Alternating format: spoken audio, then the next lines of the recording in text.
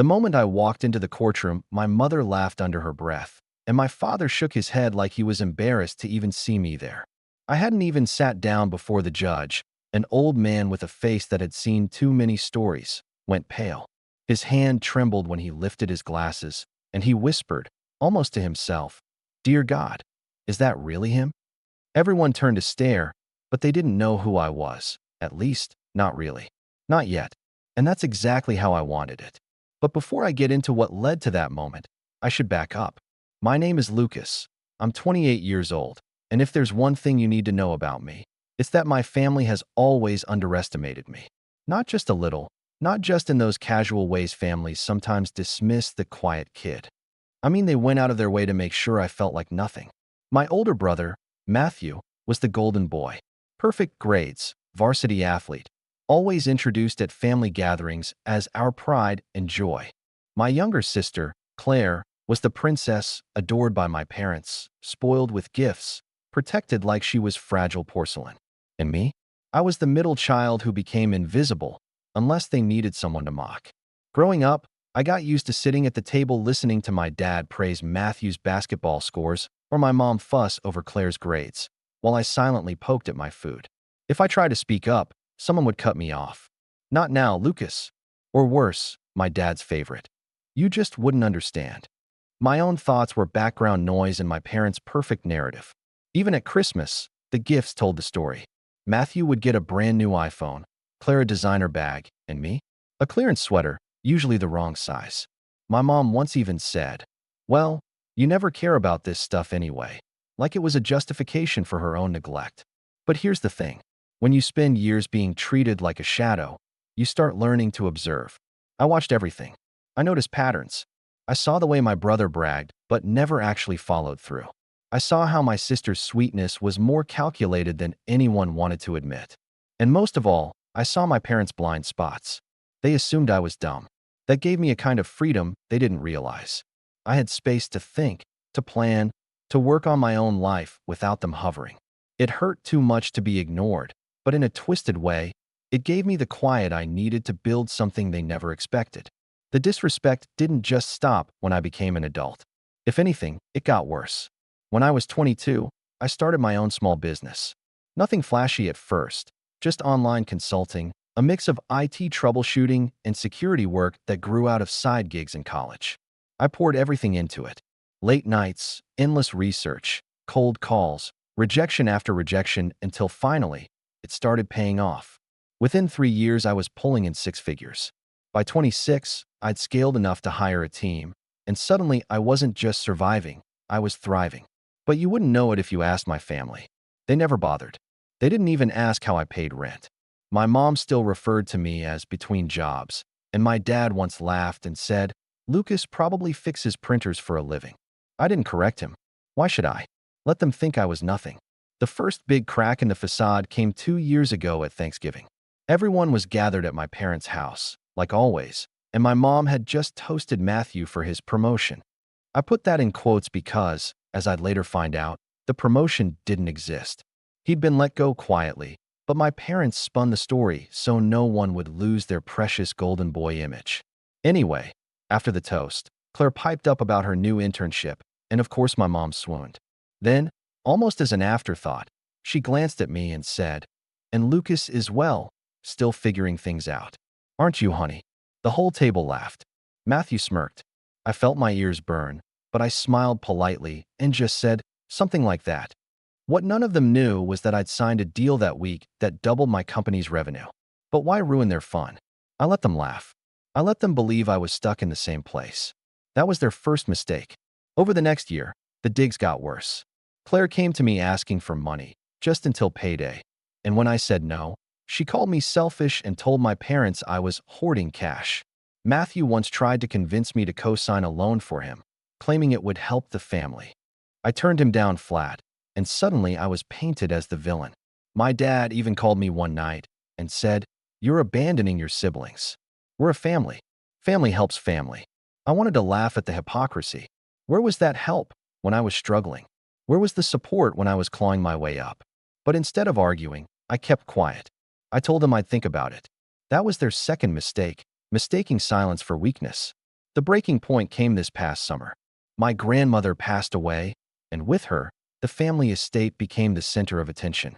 A sprawling house, land worth millions, and more importantly, the trust she left behind. My grandmother loved me, maybe more than anyone else in the family. She'd seen the way my parents treated me, and though she never called them out directly, she made it clear in private that she believed in me. We used to sit for hours drinking tea in her garden while she told me stories of resilience, of building a life when everyone doubted you. I never forgot those talks. So when she passed, I wasn't shocked to learn she'd left me something. What I didn't expect was how much. I'll never forget the reading of the will. My parents sat smugly, expecting everything to flow to Matthew and Claire, maybe with a token amount for me. When the lawyer announced that the bulk of the estate, both financial and property, was being entrusted to me, you could have heard a pin drop. My dad's jaw clenched so hard I thought his teeth might break. My mom's face drained of color. Claire burst into tears. Matthew outright shouted, "This has to be a mistake." The lawyer calmly explained it wasn't. My grandmother had written her wishes clearly. I was the primary beneficiary. In that moment, for the first time in my life, I had the upper hand. And they hated it. Of course, they didn't accept it. Not even close. The weeks that followed were a storm of phone calls, guilt trips, and outright manipulation. My mom would leave voicemails crying, "How could you do this to your brother and sister?" As if I'd written the will myself. My dad accused me of tricking my grandmother in her final days. Matthew called me in the middle of the night demanding his fair share. Claire even showed up at my apartment unannounced, banging on the door and screaming that I had ruined her life. I didn't open. I couldn't. The entitlement was staggering. But deep down, I knew it wasn't over. They weren't just going to let it go. And I was right. Which brings me back to the courtroom. Because when a family like mine feels slighted, they don't just sulk. They fight. They contest. They drag you into the mud with them. And so, there I was, summoned to court, facing my own parents, my own siblings, in a battle over my grandmother's final wishes. And when I walked into that room, hearing my mother's laugh and seeing my father's disdain, I felt something I hadn't in years. Power. Real power. Because I knew something they didn't. Something that made the judge himself tremble when he recognized me. And that's where everything started to shift. The air in the courtroom was thick with tension, the kind that hums under your skin and makes every sound sharper, every movement exaggerated. When the judge looked at me with that startled expression, my parents didn't notice at first. They were too busy whispering to Matthew, their voices dripping with confidence, as if this whole thing was just a formality. I could hear my mother's smug little hiss of a laugh, the one she used when she thought victory was already in her hands. I didn't move, I didn't speak.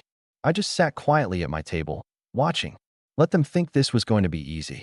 The lawyer representing my family was a slick man in his 50s, expensive suit, hair slicked back, the type who thought smirking was a weapon. He stood, introduced himself, and immediately launched into a speech about undue influence and unfair manipulation. Every word was crafted to paint me as the villain. Me, the invisible son who supposedly had wormed his way into my grandmother's trust. He even suggested that I'd isolated her in her last years, as if I'd kept her locked away from the rest of the family. My mom dabbed fake tears from her eyes, nodding along with the performance, while Claire sniffled into a tissue like she'd been rehearsing for weeks. I should have felt angry, but mostly I felt detached, like I was watching actors in a play. Maybe that's what years of being dismissed does to you. You stop expecting fairness. Still, every lie they told added to the slow-burning fire in my chest. They were trying to erase every good thing I'd built with my grandmother, every quiet afternoon in her garden, every story she'd told me about resilience. Those memories were real, and they mattered, but here in this sterile courtroom, my family was trying to rewrite them into something sinister. Matthew was called to the stand first, and he strutted up there like he was giving a motivational speech. He looked the judge right in the eye and said, "My grandmother always loved us equally. She never would have singled Lucas out like this unless he pressured her." He paused dramatically, as if expecting gasps, then leaned in. "He's always been resentful, always jealous. This is just his way of finally getting back at us." I almost laughed. Jealous? Of what? Of his promotion that didn't exist? Of the years he coasted on praise while doing nothing meaningful with his life? But I kept my mouth shut. Let him dig his own grave. Then Claire took her turn. Her voice trembled, delicate and fragile, the perfect performance of a wronged little sister. Grandma promised me she'd help me with school. She told me she wanted me to have a good life. And then suddenly everything went to Lucas. It doesn't make sense. She sniffled loudly, glanced at my parents for reassurance, and added, he never even cared about family until there was money involved. That one stung. Not because it was true, but because it was the exact opposite of the truth. I cared too much. I had spent years trying to be part of this family, trying to be noticed, included, loved. They were the ones who shut me out, who laughed at me, who minimized everything I did. And now, in front of strangers, they had the audacity to call me the heartless one.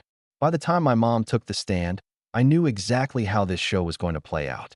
She sighed dramatically, clutching her tissue, and said, Your Honor, he's always been troubled. He doesn't like to admit it, but he's had difficulties since he was young. We tried to help him, we really did, but he pushed us away. And my mother, God rest her soul, she was vulnerable at the end. He must have convinced her. There's no other explanation. My father, when he spoke, didn't even bother pretending sadness. He leaned forward, voice sharp, every word a blade. This is about fairness. Lucas has never carried his weight in this family. He's never sacrificed, never supported anyone else. And now he wants to take everything for himself. That isn't right. That isn't what my mother-in-law wanted. The irony was so heavy it nearly crushed me. The same man who never once showed up for me, who ridiculed me for years, was now lecturing me about sacrifice. I wanted to stand up and shout, to lay out every moment of neglect, every time I'd been mocked or dismissed. But instead, I sat quietly, hands folded, waiting for my turn. Because I knew something they didn't. Something that made the judge pale when he recognized me. And I wasn't going to waste it on an outburst. As the testimonies continued, I noticed the small things. The way my mother avoided my eyes, afraid of what she might see there. The way Matthew's voice shook slightly when pressed on his so-called promotion. The way Claire clung to my mother's hand like a child, even though she was a grown woman. Their stories were rehearsed, polished, but brittle. If you looked closely, the cracks showed. And I was more than ready to press on those cracks until the whole thing shattered. Still, the favoritism was undeniable. Even in court, my parents treated Matthew and Claire like victims, like porcelain dolls who needed protecting. I was the villain in their story, the shadowy figure who had corrupted everything. When recess was called, my father leaned across the aisle and muttered, just loud enough for me to hear, You think you've won. You're nothing, Lucas. Always have been, always will be. My mother smirked beside him, whispering something to Claire that made her giggle. They wanted me to break, to lash out, to prove their story right. I didn't give them the satisfaction. I just smiled, because I could feel the tide turning, even if they couldn't. That night, back at my apartment, I couldn't sleep. My mind replayed every word they said, every lie, every accusation. I thought about the years of being dismissed, about the countless times I'd walked away from family gatherings with a pit in my stomach, wondering why I wasn't enough. I thought about the Christmas when my grandmother slipped me an envelope with a note that said, One day, they'll see who you really are. Be patient. I had tucked that note away in a drawer, unsure if it would ever come true. And now, sitting in the middle of this storm, I realized she'd been right. But patience only lasts so long. By the second day in court, the games escalated. My family's lawyer accused me outright of forging documents. Matthew swore he'd seen me coaching my grandmother in her last weeks. Claire cried so hard she had to be escorted out for a break. And my parents? They sat there, proud of the circus they'd created, convinced it was all going their way. The judge, though, kept stealing glances at me. His face was unreadable, but I caught the flicker of recognition again, the same whisper of unease he'd shown on the first day. He knew. He remembered. And my family had no idea. At one point, during a heated exchange, Matthew turned and sneered at me. You don't belong here, Lucas. You never have. You're just the spare, the mistake. And soon everyone will see that. The words hit harder than I wanted to admit. But instead of flinching, I leaned back in my chair and smiled again. Because soon, very soon, it wouldn't be me on trial anymore. It would be them. And when the judge finally cleared his throat, signaling that the next session would begin with my testimony, the whole room shifted. My parents straightened in their seats, ready to pounce on anything I said. Matthew smirked. Claire wiped her eyes dramatically. They thought they had me cornered. They thought I was about to crumble under the weight of their lies. What they didn't know was that I had spent years preparing for this moment. Years of silence, years of planning, years of watching. And now, with the whole courtroom waiting, I was finally ready to speak. When the judge called my name, the room hushed. I could hear the scrape of my chair against the polished floor as I stood, the soft rustle of papers being shuffled, and even the creak of the bench as the bailiff adjusted his stance. I walked slowly, deliberately, to the witness stand, feeling every pair of eyes on me.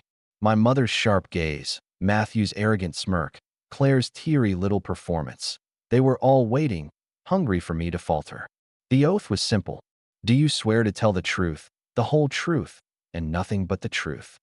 I said I did, and when I sat down, I let the silence hang for a moment before speaking. I loved my grandmother. I began, my voice steady. She was the one person in my family who treated me as if I mattered. We spent years together, afternoons in her garden, evenings drinking tea. She confided in me. She trusted me, and she made her wishes clear. My family's lawyer interrupted almost instantly. Wishes you convinced her of? Isn't that right? No, I said firmly, locking eyes with him. Wishes she had long before any of this. She chose me because she knew I would honor them. The back and forth began. Questions aimed to trip me up. Accusations slipped into every inquiry. Did I visit her alone? Yes, often. Did I ever talk about finances with her? Once or twice, at her request. Did I know about the will before she passed? No, I found out with everyone else. My answers were calm, measured, but I could feel the weight of my family's hatred pressing down on me with each word. And then, it happened. The betrayal that snapped something inside me. During a recess, as the court broke for lunch, my lawyer pulled me aside, his face unusually grim.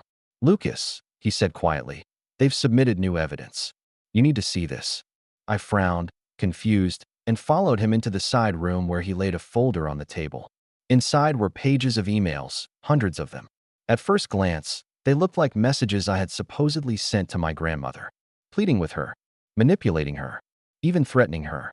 My chest tightened as I scanned the words, while rising in my throat. I never wrote these, I whispered. I know, my lawyer replied. They're forgeries, but they're claiming they came from your account. They've already submitted testimony from an expert who will swear they're authentic. I felt the floor tilt under me. My own family had fabricated evidence, weaponized technology, and dug this knife into my back without hesitation. It wasn't just lies in the courtroom anymore. It was deliberate sabotage, crafted to destroy me completely. When we returned, my parents sat straighter, smugness radiating off them like heat. Matthew wouldn't stop grinning. Claire leaned against my mother, whispering something that made her smirk. They were so sure this was the killing blow. The lawyer strutted to the center of the room, waving the stack of papers like a trophy. Your Honor, we have here documented proof of undue influence. A string of emails written by Lucas to his grandmother in her final months, urging her to disinherit the rest of her family. The language is clear, coercive, and manipulative. He handed them up to the judge, who adjusted his glasses and began to read. My heart pounded in my chest, not with fear, but with a rising fury I could barely contain.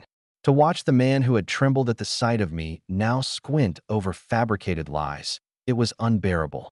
The lawyer continued, voice dripping with satisfaction. You'll see he even goes so far as to threaten withholding care unless she complies. This, ladies and gentlemen, is not love. This is exploitation. My mother gasped, pressing a hand to her chest in fake shock. Claire started crying again. Matthew folded his arms, smug as ever. It was a performance, perfectly orchestrated, and for a moment I saw the spectators in the gallery start to shift uncomfortably, as if maybe they believed it. That was the moment the betrayal sank its teeth into me. Not just because of the lies, but because it confirmed what I had feared deep down for years, that my family didn't just dislike me, didn't just undervalue me. They despised me enough to destroy me, to smear me, to twist the truth into something unrecognizable. Blood meant nothing to them if money was on the line. When my lawyer rose to object, pointing out inconsistencies, the judge silenced him with a raised hand. We will review these documents carefully, he said. His voice was neutral, but his eyes flicked to me again, and I caught the faintest glimmer of unease there. He knew something, remembered something, but the paper in his hand carried weight, and my family knew it. As the session dragged on, I sat in silence while they paraded their evidence. Their expert, a man I'd never seen before, took the stand and rattled off jargon about metadata and server logs. He spoke confidently, but when pressed, his answers were vague. Still, it was enough to plant seeds of doubt. By the end of the day, the whispers in the gallery had grown. Strangers muttering about greed, about manipulation. My parents walked out arm in arm, faces glowing with false victory. Claire clung to Matthew, whispering, "We've got him now." I stayed behind, staring at the empty courtroom, fists clenched until my knuckles ached. The betrayal cut deeper than any insult they'd ever thrown at me. This wasn't about inheritance anymore. It wasn't about the will. This was about erasing me completely, about painting me as the villain so they could walk away clean. That night, alone in my apartment, I sat in the dark and thought about every moment that led here. The times they laughed at me, the gifts that told me I didn't matter, the holidays where I was invisible, and now, this, a deliberate attempt to frame me, to ruin me. My grandmother's note echoed in my mind. One day, they'll see who you really are. I knew then that the patience she had urged me to keep was over. They had crossed a line. There was no going back. The next morning in court, as I walked past my family, Matthew leaned close enough that only I could hear. "It's over, Lucas. Nobody believes you. You're finished." His grin was wide, cruel, and certain. I didn't respond. I didn't even look at him. I just walked to my seat, calm on the outside, but inside something had shifted permanently. Because I wasn't finished. Not even close. And when the judge announced that the next session would allow me to submit my own evidence, I finally felt the faintest trace of a smile curve across my lips. My family thought their betrayal was the end of me. They had no idea it was just the beginning. When I got home that night after the forged emails were introduced, I didn't bother turning on the lights. The apartment felt colder than usual, empty in a way that pressed on my chest. I sat on the edge of my bed still in my courtroom clothes, staring at the floor like it might offer some answers. My phone buzzed on the nightstand, messages piling up from friends who had caught whispers about the trial, from old classmates who had seen something online, even from a couple of distant relatives fishing for gossip. I didn't reply to any of them. What was I supposed to say? That my own family was trying to bury me alive in lies. For the first time in years, I felt small again. Powerless. The same way I used to feel at the dinner table when my voice was drowned out by praise for Matthew and Claire. The courtroom, the judge's pale stare, the whispered gasps when those forged emails were read aloud. It all replayed in my mind like a cruel loop. I tried to sleep, but every time I closed my eyes, I saw my grandmother's handwriting on that note. "One day, they'll see who you really are." And all I could think was, what if she was wrong? What if they succeeded in twisting everything until even strangers believed them? The following morning, I dragged myself to court with heavy steps.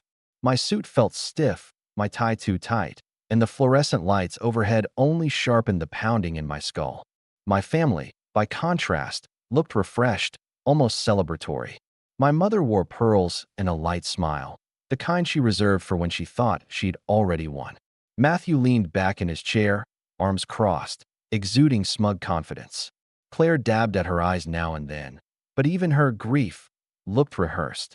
When the session began, the judge announced that the new evidence would be officially entered into consideration. My stomach twisted. Even though my lawyer objected, pointing out inconsistencies in the metadata and questionable chain of custody, the judge simply nodded and said, "We'll allow it for now." The gavel cracked against the wood, and in that moment it felt like my entire case had slipped further from my grasp. The rest of that day was brutal. Every argument my lawyer tried to make was countered by their polished narrative. Every time I thought we'd found a hole in their story, they shifted the focus. At one point, my father even stood and declared, "This isn't about money, it's about principle. My son has betrayed us all." Hearing those words, in his voice, broke something deep inside me. He didn't hesitate to call me a traitor. He didn't flinch. By the time court adjourned, I could barely keep my legs steady walking out the door. Outside, the reporters swarmed, microphones thrust forward, flashes popping in my eyes. "Lucas, did you manipulate your grandmother? Lucas, what about the emails? Lucas, how do you respond to claims you isolated her?" I said nothing. I pushed through them like a ghost, and made my way back home, my mind numb. That week was the lowest point I can remember. I stopped answering calls. I ignored texts. I let dishes pile up in the sink, the laundry go untouched. My business partners sent emails, concerned, then frustrated, then panicked, but I couldn't bring myself to answer. I was watching everything I'd built teeter on the edge because of lies I couldn't yet disprove. I sat at my desk one night staring at the balance sheets of my company, the numbers blurring together, wondering if I'd lose everything. And in the silence of those nights, when the weight of it all pressed hardest, the voices of my family echoed in my head. Matthew's sneer, "You're the mistake." My mother's whisper, "He's troubled." My father's cold pronouncement, "He betrayed us all." Words that cut deeper than knives because they weren't just accusations in a courtroom. They were admissions of how they'd always seen me. But somewhere in that darkness, something began to stir. I don't know if it was anger or survival, or maybe the last spark of my grandmother's faith in me, but it flickered quietly at first. A thought, small but steady. They may have cornered me, but they haven't won yet. I started digging through my old files.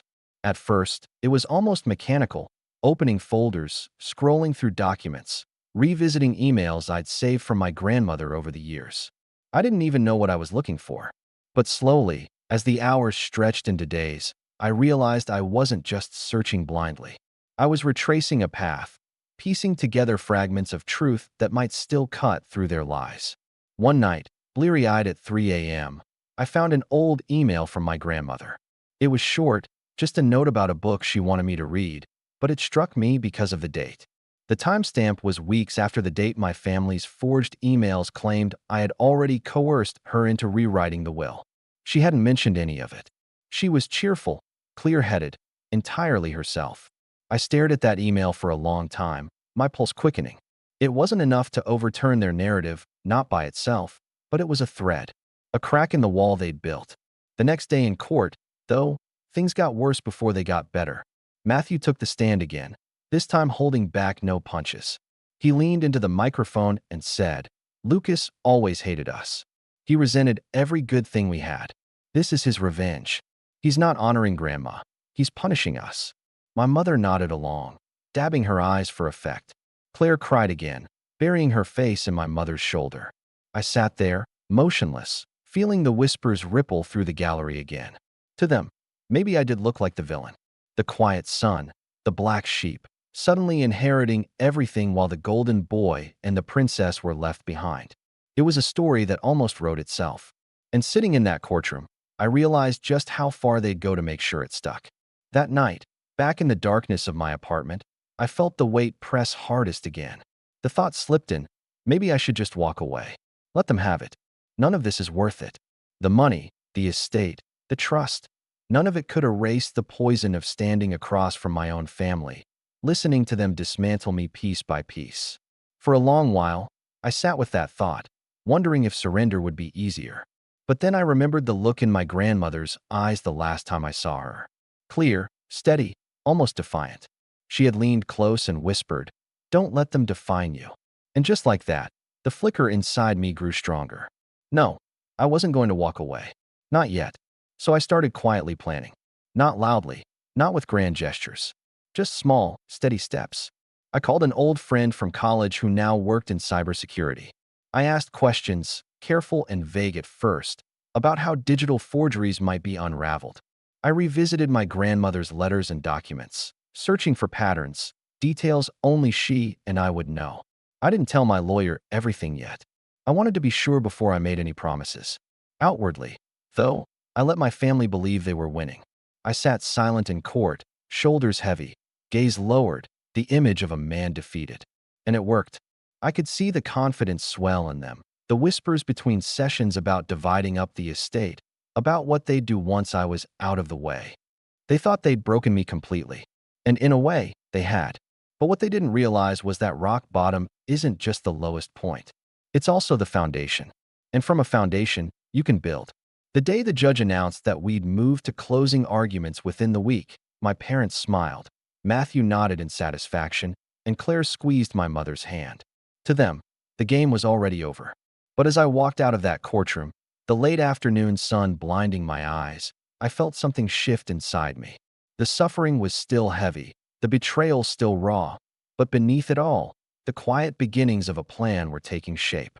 They thought they'd buried me. What they didn't know was that I was planting roots. The morning after the judge announced that closing arguments were only a week away, I woke up with a strange kind of clarity.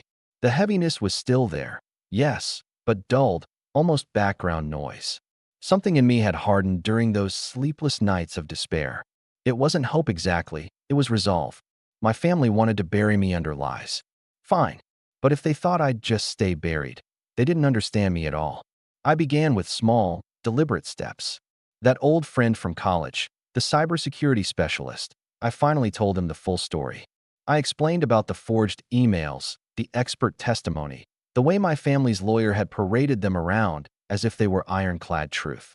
He listened quietly, and when I finished, he said, "Lucas, I can tell you already. If those emails were faked, there'll be holes. Metadata can be forged, yes, but real digital fingerprints are almost impossible to mimic perfectly. Give me access, and I'll dig." For the first time in weeks, I felt something almost like relief. Not victory, not yet, but the first real crack in their wall of lies. Meanwhile, I forced myself back into the rhythm of my business. I logged into meetings again, fielded questions from my team, reassured clients.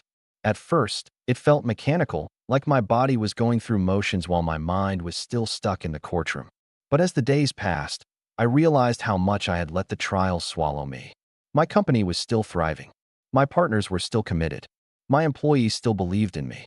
The world outside that toxic family bubble hadn't collapsed. If anything, it had grown stronger in my absence. One afternoon, I walked into the office unannounced. My team looked up in surprise, then broke into smiles. "Good to see you, boss," one of them said. And in that moment, standing in a room full of people who respected me for my work, I felt a sharp contrast to the contempt I'd grown up with. Here, I wasn't invisible. Here, I wasn't the mistake. Here, I mattered. That realization gave me fuel. The shame my family tried to drown me in began to lose its grip. I wasn't nothing. I had built something real, something no smear campaign could erase entirely. Back in court, I noticed subtle shifts too. The judge, though bound by procedure, kept glancing at me with that same faint unease. It wasn't pity, it was recognition. He knew something. And every time my family's lawyer grew more arrogant, every time Matthew sneered across the aisle, every time Claire dabbed her eyes with theatrical precision, I sensed the tide beginning to shift, if only slightly. One key moment came when my lawyer cross-examined the so-called expert who had authenticated the forged emails. Calmly, methodically, he asked questions about the server logs, the timestamps, the supposed IP addresses. The man gave answers, but they were vague, overly rehearsed. When pressed about whether he personally verified the email headers, he stammered. The gallery noticed. I noticed the judge lean forward slightly, pen hovering over his notepad. It wasn't a knockout blow, but it was the first dent in their armor. That night, my cybersecurity friend sent me a message. "I found something. Call me." My heart pounded as I dialed. He explained that while the emails were convincing on the surface, the metadata told a different story. Certain formatting errors, character encodings, even inconsistencies in the server paths, they were red flags. "These weren't written by you," he said. "They weren't even written during the time they claim. Whoever forged these didn't account for how your provider stamps outbound mail." I closed my eyes, letting the words sink in. Proof. Real proof. It wasn't enough yet. I knew we'd need a meticulous, airtight presentation, but it was the foothold I'd been waiting for. From that point on, the weight on my chest began to lift. I walked into court the next day with straighter shoulders. My family noticed. My mother's smile faltered when she saw me. Matthew's smirk wavered. Claire, always the actress, tried harder with her tears, but even they looked strained. They could feel it, even if they didn't understand it yet. My silence was no longer defeat. It was preparation. Outside the courtroom, I began reclaiming other parts of my life too. I started running in the mornings again, pounding the pavement until sweat burned my eyes. I cleaned my apartment, cleared the dishes, folded the laundry. Small things, but each one reminded me that I was still in control of my own space, my own choices. The fog of despair lifted with each step, replaced by a sharper focus. Friends who had reached out earlier heard back from me now. I grabbed coffee with an old colleague who told me, "I've seen the news, But I know you, Lucas. You don't need to explain. That kind of loyalty, that kind of belief, it was something my family had never given me. And it made me even more determined to fight. In court, the momentum continued to tilt, slowly but surely. My lawyer introduced character witnesses, old professors, business partners, even a neighbor from my grandmother's block. They painted a picture of me not as some manipulator, but as the quiet, steady presence I had always been.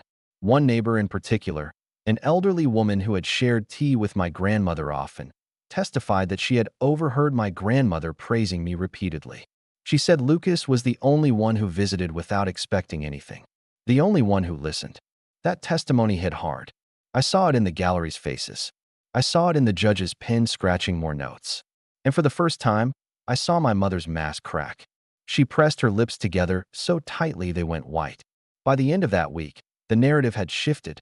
My family still pressed their lies, still clung to their forgeries, but doubt had been planted.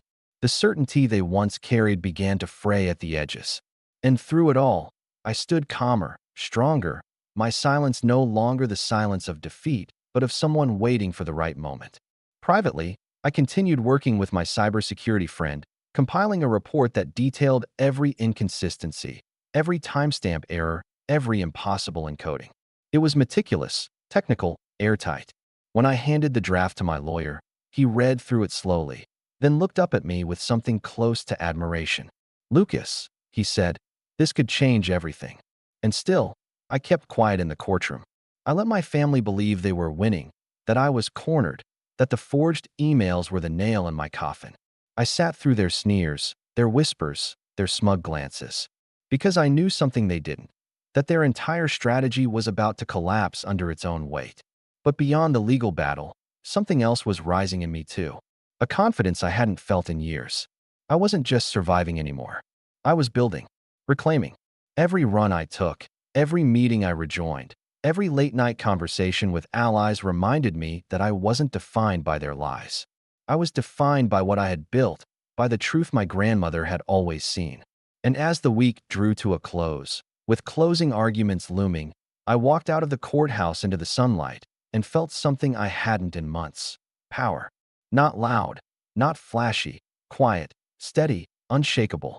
The kind of power my family had never given me, the kind I had forged myself. They thought they had stripped me down to nothing. Instead, they had revealed what I really was.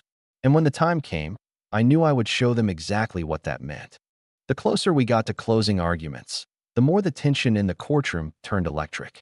You could almost taste it in the air, like the charge before a thunderstorm. My family carried themselves with the same smug arrogance, but I could see the cracks widening. Matthew's jokes between recesses were forced now, his laugh a touch too loud. Claire's tears came quicker, less controlled, as though the performance was slipping. My mother fussed endlessly with her pearl necklace, her composure fraying at the edges. And my father, always the stern patriarch, snapped at Matthew once under his breath, a sharpness in his tone I'd never heard directed at the golden boy before. They still thought they were ahead, but their confidence wasn't the unshakable wall it had been. It was a mask, and I had spent a lifetime learning to see through masks.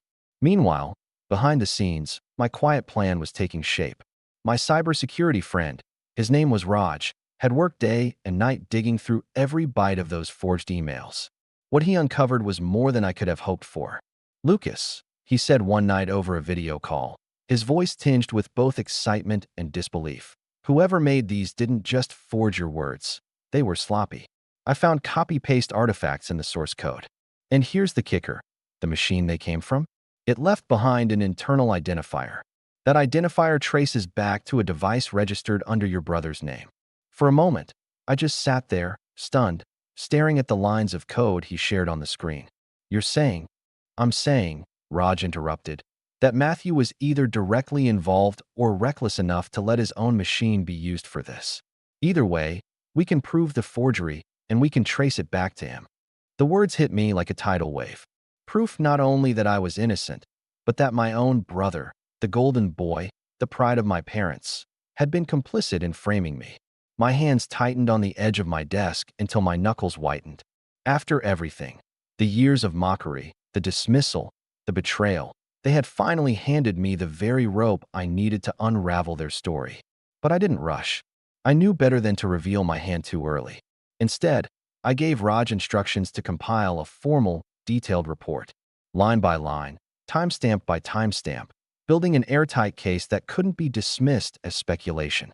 At the same time, I reached out to another unlikely ally, my grandmother's attorney, the man who had drafted her will. I arranged a quiet meeting in his office, away from the eyes of my family. He greeted me with a solemn nod, his shelves lined with thick legal volumes, his desk neat and deliberate. "Lucas," he said, "I was wondering when you'd come." We spoke at length about my grandmother's intentions. He told me stories I hadn't even known, about how she'd defended me in conversations with him, about how she'd insisted that I was the only one who visited without asking for something. She was very clear, "Lucas," he said firmly. Her decision was deliberate, not coerced. If she were here, she would be devastated by what they're doing. When I left his office, I carried more than just his words. I carried copies of documents, notes she'd written in her own hand during the estate planning process. They weren't dramatic. They were simple, pragmatic notes, but they carried her voice, her reasoning, her intent.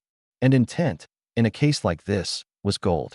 The more I gathered, the more I realized I wasn't just defending myself anymore. I was building a fortress of truth, while my family scrambled behind walls of lies. In court, I let the mask of defeat linger a little longer. My silence, my stillness, it fed their illusion. During one recess, I overheard Claire whisper to my mother, "He looks so beaten down. It's almost over." My mother patted her hand, replying, "I told you. He was never strong enough." I walked past them without a word, but inside, the fire burned hotter. They truly believed I was finished, even as I sharpened the blade they'd handed me. But the real turning point, the moment I knew the stage was truly set, came 3 days before closing arguments. Raj called again, this time with a grin I hadn't seen since college. "Lucas, I've got the final report ready. It's bulletproof. Not only do we prove the emails were forged, but the digital trail traces back to an IP address registered at your parents' house." He paused for effect. "And the timestamps. They line up perfectly with the nights Matthew claimed he was working late." I felt my chest tighten, but not with fear this time, with exhilaration. They had built their entire case on those emails, strutted into court waving them like banners, and now I had the proof that not only were they fake, but that the forgery could be tied directly to them. I sat back in my chair, the weight of weeks lifting all at once. For the first time, I allowed myself to picture it. The moment their faces would shift, the smugness draining, the gallery gasping. The judge's pen scribbling furiously. The silence when they realized the very weapon they forged was now the blade at their throat. Still, I didn't let myself gloat. Not yet. There was work to do.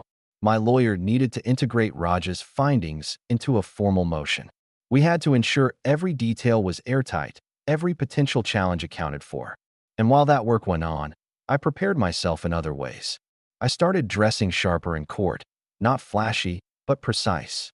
My suits pressed, my tie chosen carefully, my posture straighter. I wanted the visual contrast to be undeniable, their arrogance unraveling, my strength emerging. Outside the courtroom, I rebuilt my connections with quiet purpose. I met with my business partners, updated them on the truth behind the headlines, and secured their trust. I even reached out to a journalist I knew from years ago, someone who had once covered one of my company's early projects. I didn't give him the full story yet, but I dropped enough hints for him to start digging. My family wanted to play games in the shadows? Fine, but I wasn't going to stay in the dark anymore. Each night, I went for long walks through the city, thinking about my grandmother, about how she must have known this would happen, about how she had prepared me in her own quiet way. "Be patient," she had said. I realized now that patience didn't mean passivity. It meant waiting until the right moment to act. And that moment was almost here. The day before closing arguments, I stood outside the courthouse as the sun dipped low, painting the sky in streaks of gold and crimson. My parents walked past me, arm in arm, Matthew and Claire trailing behind. They didn't even glance at me. To them, I was already defeated, a shadow of the sun they'd dismissed years ago. I let them pass, my hands folded calmly behind my back. Because what they didn't know, what they couldn't possibly imagine, was that I had everything I needed now: proof, documents, allies, and a quiet confidence they had never seen in me before. Tomorrow, the storm would break. The morning of closing arguments, I woke up before dawn. The city outside was still wrapped in silence, the streets dark except for the occasional flicker of a street lamp. I stood at my window, coffee in hand, and for the first time since this nightmare began, I felt still. Not calm, exactly. There was a thrum of anticipation in my chest, but steady, like the pieces had finally locked into place. When I walked into the courthouse, my family was already there. My mother wore a pale suit, pearls gleaming under the fluorescent lights. My father stood stiff beside her, jaw set, projecting the kind of authority he'd always wielded like a weapon. Matthew leaned against the wall with his arms crossed, that same smirk plastered on his face. Claire clung to my mother's arm, dabbing her eyes with a tissue even before proceedings began. To anyone else, they looked composed, unified, but I'd spent my entire life watching them. I saw the flicker in Matthew's eyes, the faint tremor in Claire's hand, the way my father's mouth tightened when he thought no one was looking. They were unraveling, even if they didn't know it yet. The judge entered, his robe flowing, gavel in hand. The room fell silent. "We'll hear closing arguments today," he said, his voice steady.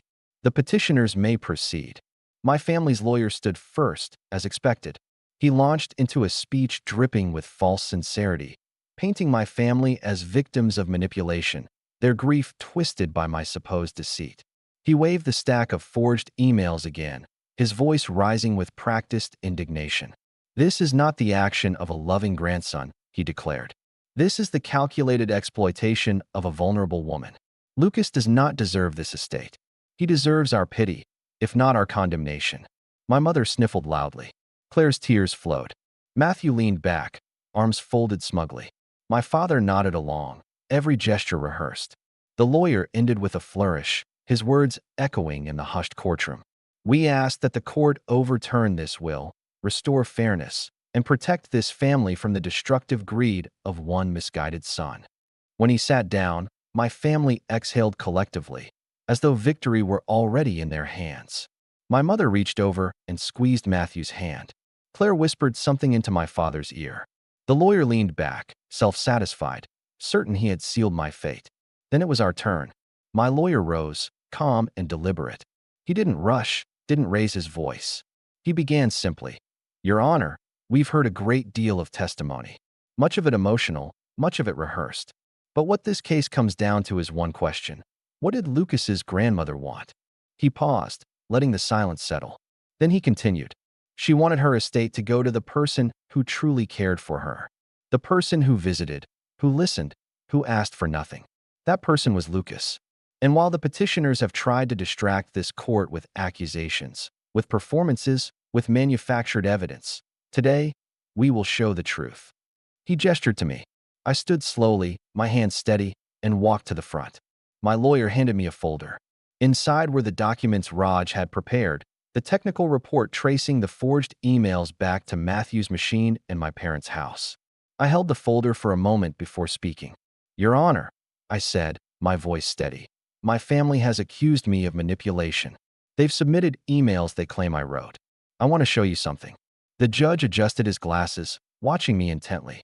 I opened the folder and handed the first page to the bailiff, who delivered it to the bench. "This is a technical analysis conducted by a certified cybersecurity specialist. It examines the metadata of the emails submitted against me. What it shows is simple. These emails were not written by me. They weren't even written at the time claimed. The timestamps don't align, the server paths are inconsistent, and most importantly, the device used to create them is traceable. Traceable to a machine registered under my brother's name." The room erupted in whispers. My mother's hand froze halfway to her face. Claire's tissue dropped to the floor. Matthew's smirk vanished, his jaw tightening.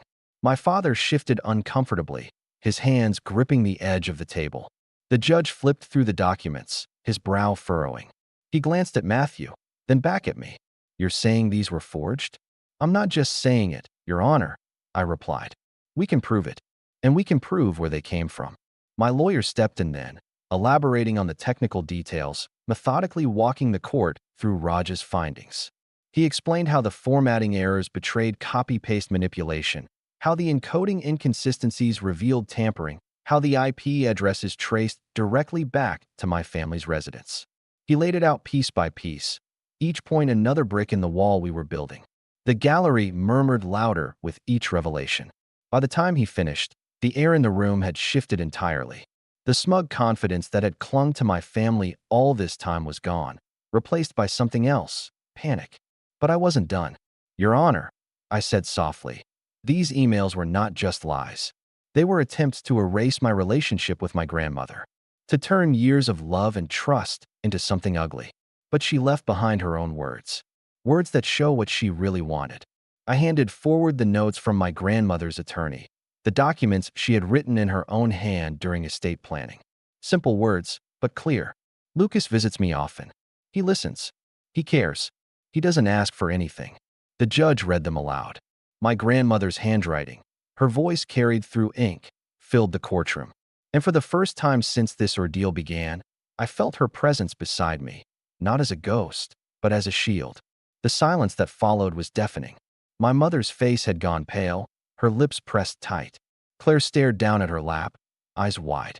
My father's jaw twitched, the mask of control slipping. And Matthew was shaking his head, muttering under his breath, his composure shattered. The judge finally looked up, his expression grave. This evidence is significant. The court will take it under consideration. But the damage was already done. As we recessed, the gallery buzzed with whispers. Strangers turned their heads to look at my family, no longer with sympathy, but with suspicion. Reporters scribbled furiously in their notebooks. I walked past my parents without a word, my steps calm and steady, while they sat frozen, their carefully constructed narrative crumbling around them. For the first time, they looked small. That night, as I lay in bed, the weight that had pressed on me for months lifted. The revenge wasn't about gloating, wasn't about humiliation, it was about truth. About turning their own weapons against them. They had tried to bury me under lies, but instead, they had buried themselves. And yet, I knew this wasn't the end. Not yet. Tomorrow would bring the fallout, the reckoning, the moment the world would see them for who they truly were. But for now, I allowed myself one small, quiet victory. The image of their faces, stunned and pale, as their empire of lies came crashing down. The morning of the verdict, the courthouse was more crowded than it had been on any other day. Word had spread about the forged emails, about the cracks in my family's story. Reporters clustered outside, microphones ready, cameras flashing every time someone walked through the doors. The case wasn't just a private matter anymore.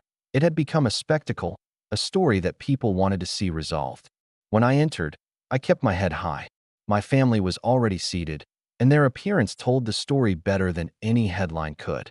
My mother's face was ashen, her pearls clutched tight in her hand like a lifeline.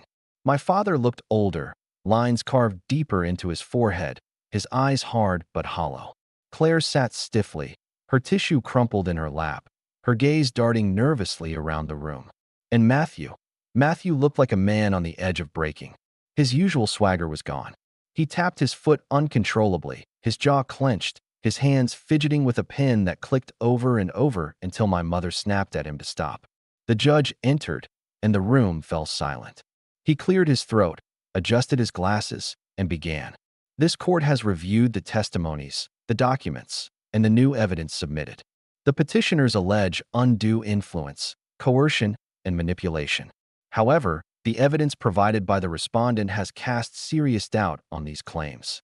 The digital analysis submitted shows clear inconsistencies in the supposed emails, including alterations and metadata linking their origin not to the respondent, but to the petitioner's own residence. A murmur rippled through the gallery. My family shifted uncomfortably. The judge continued, his voice firmer now. Furthermore, the handwritten notes from the decedent herself support the respondent's account. Her intent was clear. She chose to entrust her estate to Lucas not out of coercion, but out of love and confidence. Therefore, this court rules that the will shall stand as written. The estate is to remain in Lucas's possession. The gavel struck once, sharp and final. For a heartbeat, the room was silent. Then it erupted, reporters scribbling furiously, whispers flying, the gallery buzzing with the shock of it. I didn't move. I sat perfectly still, letting the words sink in. I had won. Not just legally, but in the only way that mattered. I had defended my grandmother's trust, preserved her legacy, and exposed my family's lies for what they were. Across the aisle, the fallout began instantly. My mother's face twisted, the mask of composure shattering as she hissed, "No, this can't be. This isn't fair." She clutched at my father's arm, her voice rising until the bailiff had to approach, warning her to calm down. My father sat rigid, his lips pressed into a thin, bloodless line. His eyes bored into me, but there was no triumph left in them. Only rage. Quiet, simmering rage, the rage of a man who had lost control. Claire buried her face in her hands, sobbing loudly. Her tears no longer a performance, but real this time. "What about me? What am I supposed to do?" she cried, her voice breaking. But it was Matthew who fell the hardest. He stood abruptly, knocking his chair back, his voice cracking as he shouted, "This is a lie. All of it. He manipulated everything. He must have hacked something." His words stumbled over themselves, incoherent, panicked. He was unraveling in front of everyone, the golden boy stripped bare. The judge slammed the gavel again. "Order in the court. Sit down, Mr. Hayes, or you will be held in contempt." Matthew froze, his chest heaving, before sinking back into his chair, his face pale, his hands trembling. And me? I didn't say a word. I didn't need to. The truth had spoken for me. As we left the courtroom, the reporters swarmed. Microphones thrust forward, questions shouted. "Lucas, how does it feel to win? Lucas, what do you have to say about the forged emails? Do you plan to press charges against your family?" I didn't answer. I just walked calmly through the crowd, the sunlight spilling over me as the cameras flashed. Behind me, I heard the chaos of my family's exit, the shouts, the sobs, the desperate attempts to cover their disgrace. But their voices were drowned out by the roar of the crowd, by the truth that had already taken root. In the weeks that followed, the consequences came swift and merciless. The forged emails weren't just a courtroom embarrassment, they were a crime. Raj's report was handed to investigators, and soon Matthew found himself under official scrutiny. The Golden Boy's name appeared in headlines, not for promotions or achievements, but for fraud and forgery. The whispers about his promotion that never existed resurfaced, and this time, people connected the dots. His reputation collapsed overnight. My mother and father tried to retreat quietly, but the stain was permanent. The whispers in their social circles grew louder about the lies, the courtroom theatrics, the attempt to frame their own son. Invitations dwindled. The respect they had clung to for decades evaporated. And Claire? Well, Claire discovered quickly that crocodile tears didn't pay bills. She had counted on the estate to fund her plans, her lifestyle, her safety net. With nothing coming her way, she was left adrift. I didn't gloat. I didn't call or write to rub salt in the wound.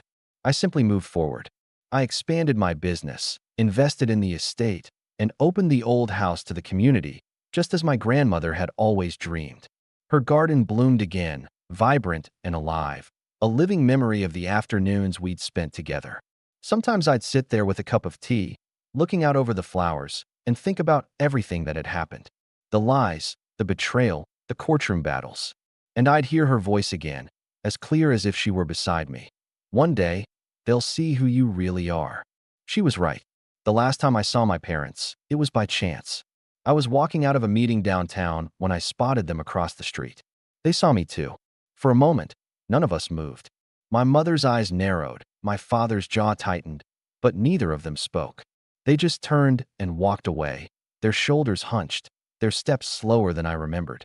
I stood there, watching them disappear into the crowd, and I felt nothing. No anger, no bitterness, just release. Because they had spent their whole lives trying to convince me I was nothing. And in the end, they had destroyed themselves trying to prove it. As I walked away, the sun breaking through the clouds overhead, I whispered the words that had carried me through every moment of darkness. Don't let them define you. And I never did.